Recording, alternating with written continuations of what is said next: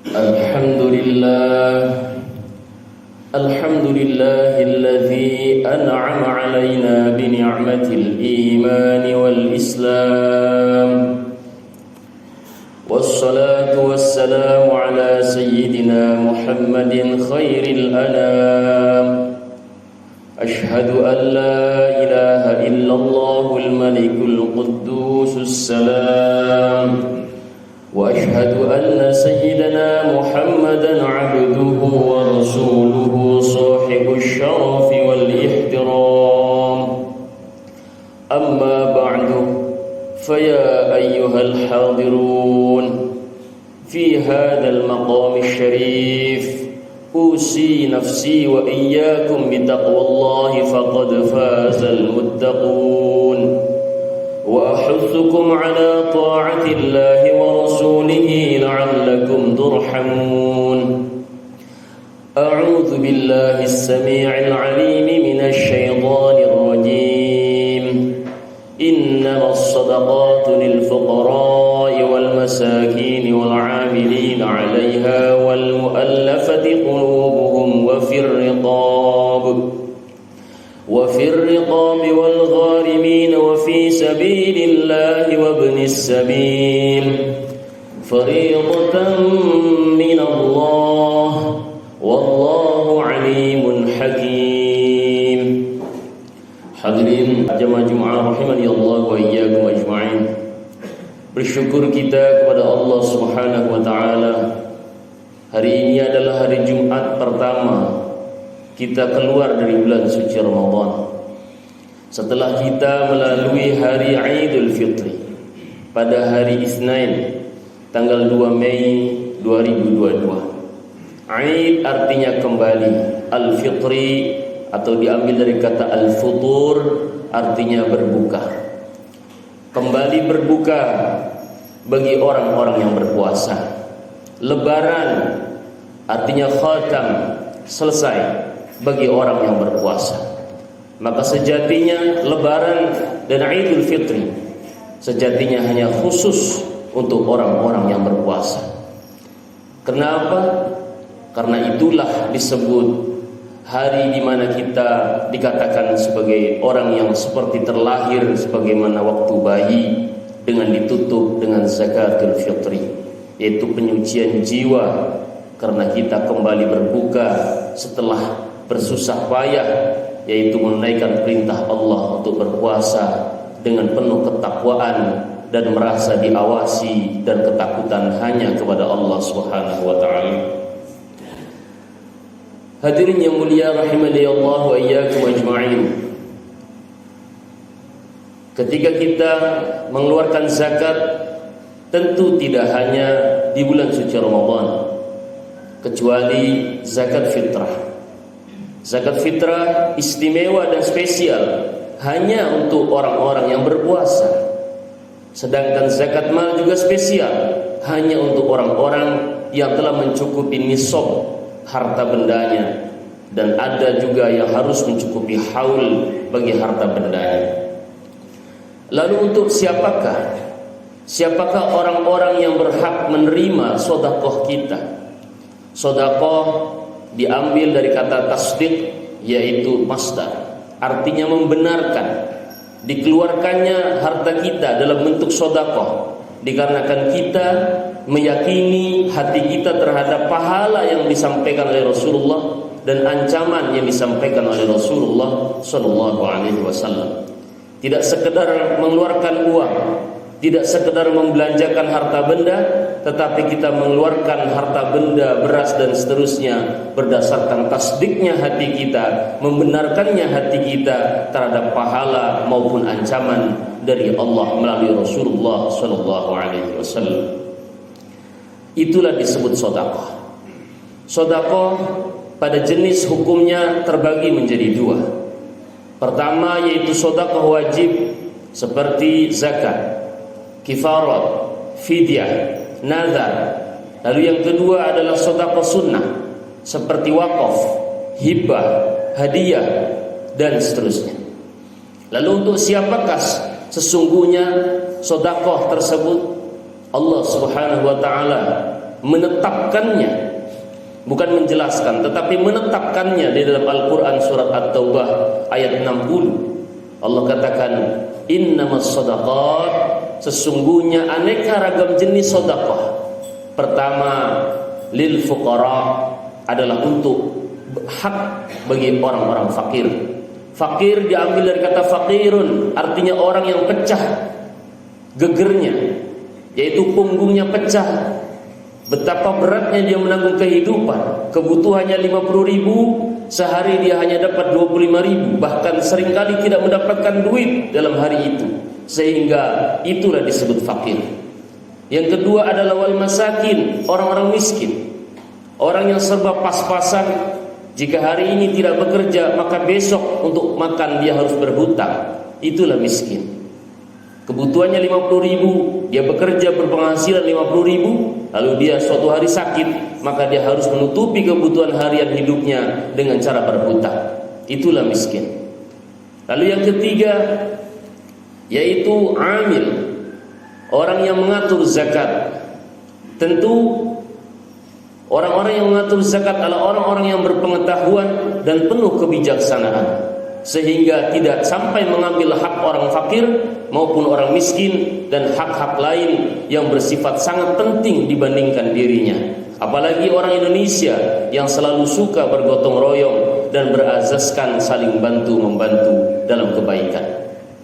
Keringat sedikit keluar, tetapi banyak yang ingin diraih dan dicapai sehingga mengambil hak orang lain. Nauzubillah min dzalik. Lalu yang keempat, yang menggunakan kalimat lil setelah lil fuqara, lil masakin. Yang ketiga adalah lil amilin. Yang keempat adalah lil muallafati qulubuhum, yaitu orang yang diusahakan luluh hatinya agar taat kepada Allah Subhanahu wa taala. Orang yang sudah masuk Islam lebih dari 1 minggu bukanlah muallaf, tapi yang muallaf sejatinya adalah saudara-saudara kita yang sudah lama masuk Islam tapi tidak mau sholat. Yang muallaf sebenarnya adalah orang saudara-saudara kita yang sudah kaya raya tapi tidak mau berzakat. Mereka lah muallaf, yaitu muallafatu qulubuhum, orang yang diharapkan luluh hatinya sehingga dia mau sholat, belikan sarung, berikan peci, tolong kebutuhan hidup ekonominya dan seterusnya. Atau mungkin jikalau orang itu kaya tapi tidak mau berzakat, antarkan zakat kepadanya agar dia merasa disinggung dan sadar bahwasanya dia berkewajiban untuk zakat bagi orang-orang yang punya rasa malu. Itulah muallaf sejatinya, agar mereka kembali taat dan mengingat bahwa segala hal ini ada hisabnya dari Allah Subhanahu wa taala. Khatib ulangi, muallaf yang sesungguhnya bukanlah orang yang baru masuk Islam lebih daripada 1 minggu. Muallaf qulubuhum sesungguhnya adalah saudara-saudara kita yang sudah lama terlahir menjadi seorang yang muslim tetapi meninggalkan sholat. Muallaf sebenarnya adalah saudara-saudara kita yang memiliki harta benda tetapi bakhil, tetapi pelit. Maka mereka adalah muallaf qulubuhum. Hantarkan mereka zakat agar mereka taat berzakat, agar mereka taat kepada syariat Islam. Mereka lah muallaf qulubuhum. Lalu pada jenis yang kedua, Allah Subhanahu wa taala menggunakan kalimat wafir riqab, menggunakan kalimat fi, yaitu tercukupi, bersifat insidental. Artinya seorang riqab tidak boleh terus-menerus menerima zakat. Seorang sabilillah pun tidak boleh terus-menerus menerima zakat, hanya sewaktu-waktu membutuhkan. Jikalau memang sabilillah itu membutuhkannya setiap bulan atau setiap waktu, maka wajib hukumnya zakat itu diberikan kepadanya setiap waktu, setiap saat. Inilah yang dibutuhkan ketika di zaman perjuangan Islam berkobar api semangat mensyiarkan agama Islam ke seluruh dunia. Ar-riqab yang dimaksud adalah diambil dari kata riqab, merupakan kalimat jamak, kalimat plural dari raqabah. Artinya seorang yang lehernya terbelenggu, budak sahaya orang dulu mengatakannya. Tetapi yang dimaksud dengan riqab adalah orang yang terbelenggu kebebasannya ketika dia menjadi TKI, tenaga kerja Indonesia, sehingga dia tidak bisa bekerja, sehingga dia tidak bisa sholat karena kerjaannya, sehingga dia tidak bebas karena kerjaannya, dipaksa dan dirampas kemerdekaannya, maka itu juga riqab.